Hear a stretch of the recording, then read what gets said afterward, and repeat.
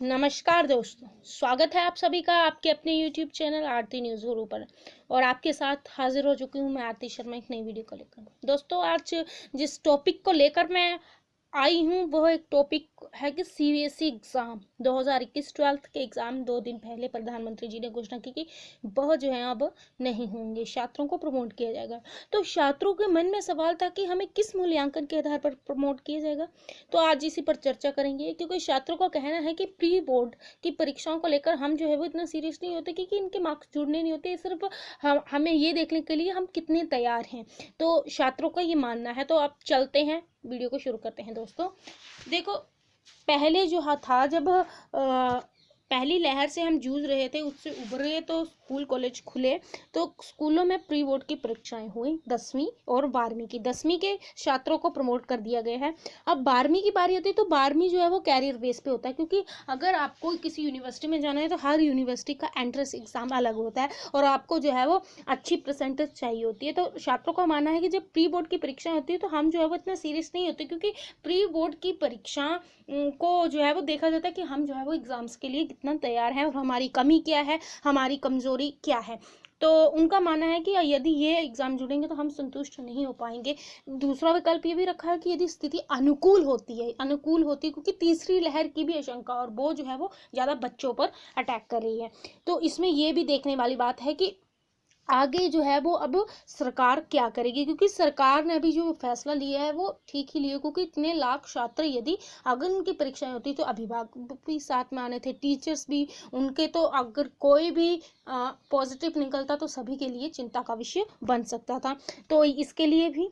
और उसके बाद हम सीबीएसई की घोषणा के बाद देखें तो राजस्थान, गोवा, गुजरात, इन राज्यों ने भी जो है वो +2 की एग्ज़ाम बोर्ड की परीक्षाओं को रद्द कर दिया है। और हिमाचल प्रदेश में कहा गया कि हम जो है वो जो सीबीएसई हमारी केंद्र का जो फैसला है, हम उसी की तर्ज पर जो है वो छात्रों को प्रमोट करेंगे।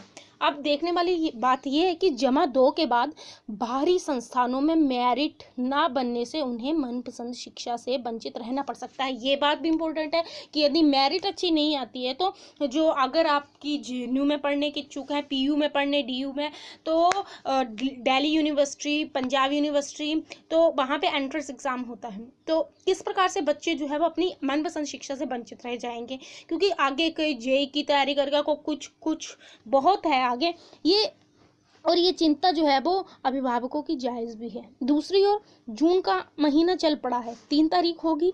बोर्ड के छात्रों के मतलब कि बोर्ड किस प्रकार से अपने छात्रों का रिजल्ट घोषित करेगा, ये भी अहम है, क्योंकि जिस प्रकार से मैं जब +2 में थी तो मुझे पता था कि मैं किस प्रकार से कौन सा सब्जेक्ट चुनूंगी, क्योंकि मैं पढ़ती जो सब्जेक्ट मैंने चूज़ किए थे, मुझे लगा कि अगर मुझे आगे जाना है तो मुझे एक सब्जेक्ट को तो ऐसा चूज़ करना पड़ेगा कि मुझे आगे जाकर हाँ भाई मैं बोल सकूँ कि हाँ मैं इस पर परफेक्ट हूँ और छोटी से छोटी चीज़ मुझे इसकी आती है। तो बच्चों का क्या मानना है, बच्चे से जब फीडबैक लिया गया तो बच्चे क्या कहते हैं कि जिस प्रकार से यदि ऑनलाइन एग्ज़ाम हो सकते हैं तो ऑनलाइन परीक्षाएं क्यों नहीं हो सकती, इसके लिए भी जो है वो सरकार को सोचना चाहिए था, तो वो नहीं सोचा।